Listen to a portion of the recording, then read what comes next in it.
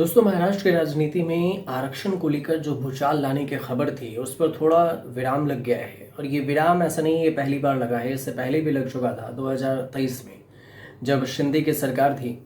तब भी मराठा आरक्षण की मांग उठी थी और मनोज जरांगे ही थे जो इस आंदोलन की अगुवाई कर रहे थे। और तब आश्वासन दिया गया था शिंदे की तरफ से कि उन्हें मराठा आरक्षण दिया जाएगा। कमेटी बनाई गई थी और कमेटी की ज़्यादा सुनवाई नहीं हुई तो अमली पजामा पहनाकर इसे शांत कर दिया गया।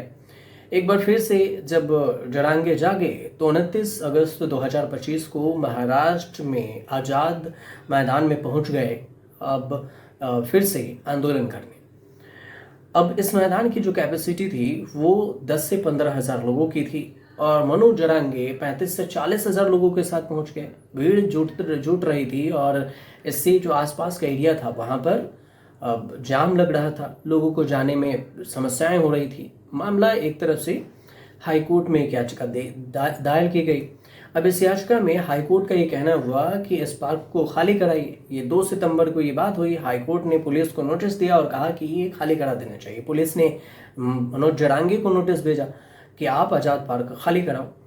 मनोज जरांगे सीधे देवेंद्र फडणवीस को धमकी दे डाले कि अगर पुलिस की तरफ से लाठीचार्ज की गई तो मराठा युवा भी बता देंगे कि मराठाओं में कितना दम है और ये अच्छा नहीं होगा। ये बात मनोज जरांगे की तरफ से कही गई। ये जब तक बात हो रही थी उधर सरकार से भी बातचीत चल रही थी और इस बीच में ये जो मराठा वर्सेज ओबीसी की जो लड़ाई है, आरक्षण ओबीसी से काटकर मराठा को दिया जाए, इसको लेकर भी तू मैं की बात हो रही थी। लेकिन जो अचानक से जो सबसे बड़ी खबर अभी ये है कि इस दोनों के बीच में, सरकार और मराठा आरक्षण के बीच में, जो सरकार है देवेंद्र फडणवीस की, जो बीजेपी की सरकार है महाराष्ट्र में, महायुति की, जिसमें एकनाथ शिंदे भी हैं और एनसीपी में अजित पवार भी हैं और देवेंद्र फडणवीस भी हैं, तो महायुति की सरकार अब सीधे तौर से कहें तो झुक गई है मनोज जरांगे के सामने, मनोज जरांगे के आंदोलन के सामने, मनोज जरांगे की मांग के सामने। 8 में से 6 मांग सरकार ने मान ली है। कहा है कि हम इस पर पूरी तरह से विचार करेंगे और आरक्षण देने के लिए तैयार हैं। मराठाओं को कुणबी का दर्जा दिया जाएगा, जो ओबीसी है उसका दर्जा दिया जाएगा। मनोज जरांगे भावुक हो गए, अनशन तोड़ा नींबू पानी पीकर, लेकिन फूट कर रोने भी लगे और साथ में एक बयान दिया। उन्होंने ये कहा कि हम जीत गए। ये बयान उन्होंने था और उनका ये संबोधन था। इसके बाद जो उन्होंने कहा कि महाराष्ट्र सरकार के जो मंत्री समूह के जरांगे हैं उनको आश्वासन दिया गया है कि हैदराबाद गजट लागू करने के लिए एक सरकारी आदेश GR जारी किया जाएगा और जिसके बाद मराठवाड़ा के मराठाओं को कुणबी का दर्जा दिया जा सकता है। सरकार का ये कहना है कि यह आदेश जरांगे द्वारा प्रस्तावित स्वीकार करने के 1 घंटे के भीतर जारी किया गया और जबकि 3 गजट लागू करने में कम से कम 1 महीने का समय लगेगा। जरांगे पाटिल की जो कुल 8 मांगे हैं उसमें से सरकार 6 मांगे मान चुकी है। अब सबसे पहले हम ये समझ लेते हैं कि ये जो 8 मांगे हैं वो 8 मांगे क्या क्या है। तो मनोज जरांगे की जो 8 मांगे हैं उसमें से देखिए, सबसे पहले जो 8 डिमांड था मनोज जरांगे के, उसमें से पहला डिमांड ये है कि सभी मराठाओं को कुणबी प्रमाण पत्र है ये दिया जाए, जो सगे सोयरे कुणबी प्रमाण पत्र सरसकट दिया जाए, मिलना चाहिए। दूसरी बात है कि हैदराबाद, सतारा और औंध गजट को लागू किया जाए। तीसरी बात है कि मराठा आंदोलनों पर दर्ज सभी आपराधिक मामले वापस ले लिए जाएं, जो आपराधिक मामले दर्ज हुए थे मराठा आंदोलनकारी उन पर से। और चौथी मांग है कि आंदोलन के दौरान मारे गए लोगों के परिवारों को तुरंत आर्थिक सहायता और सरकारी नौकरी दी जाए।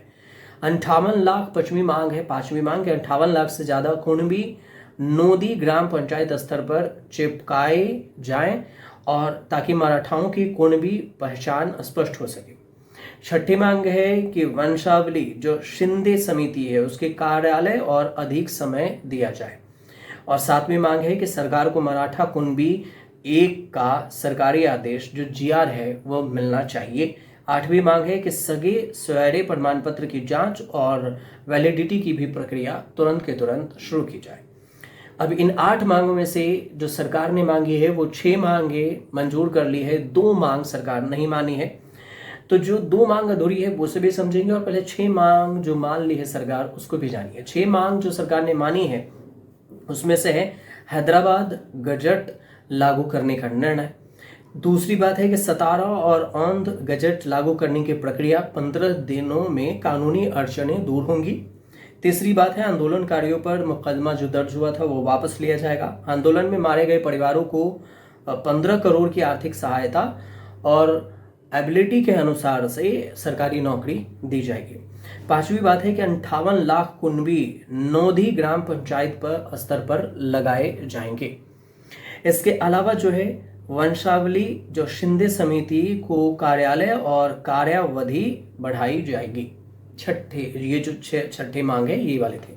अब 2 मांग जो है उसमें है मराठा कुनबी 1 का GR पर सरकार का कहना है कि प्रक्रिया तो शुरू हो गई है पर अभी लागू नहीं हुआ है, तो इसमें थोड़ा सा वक्त लगेगा। दूसरी मांग है कि सगे सवेरे प्रमाण पत्र की जो छानबीन है उसकी प्रक्रिया भी जारी है और इस पर निर्णय अंतिम नहीं है, अभी इसमें थोड़ा सा वक्त लगेगा। तो ये भी बात कही गई है सरकार की तरफ से। तो ये जो 2 मांग है वो सरकार ने अभी तक नहीं सीधे तौर से मानी है।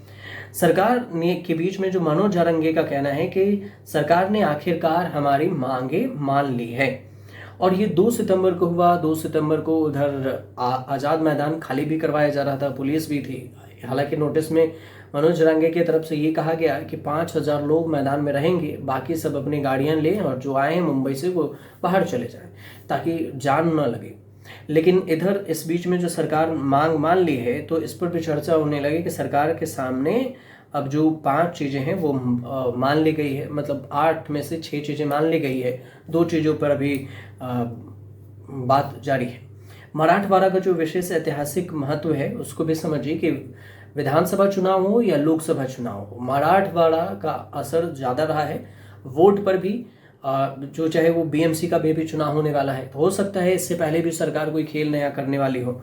और संत परंपरा में भी मराठवाड़ा का रहा है, जिसमें साधु संत की भी ज़्यादा वर्चस्व रहा है। शिंदे समिति की सिफारिशें भी हैं। निज़ाम काल और गुनबी नोदी है इनका भी ज़्यादा रहा है। हैदराबाद गजट भी लागू होना है, जिस गजट की प्रक्रिया शुरू हो गई है, और मराठा समाज में इसके बाद जो खुशी की लहर है वो काफ़ी दौड़ गई है। कह रहे हैं कि सरकार कम से कम हमारी मांग तो सुनी, हमारी मांग तो कम से कम मानी है।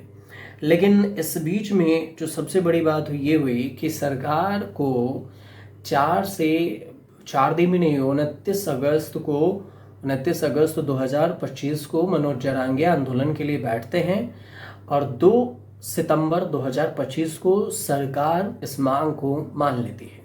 वह इस पर काम भी शुरू कर दिया है। अब ये आगे कहीं ऐसा ना हो कि पिछले जैसा फिर से मनोज जारंगे के साथ ऐसा ही किया जाए कि हम मांग कर रहे हैं, कोर्ट के चक्कर में लटक गया है। लेकिन कुछ होगा तो हम अपडेट आपको जरूर बताएंगे। फिलहाल जानकारी से लेकर तो हमारे चैनल से जुड़िए, सब्सक्राइब कीजिए, शेयर कीजिए, कमेंट जरूर कीजिएगा।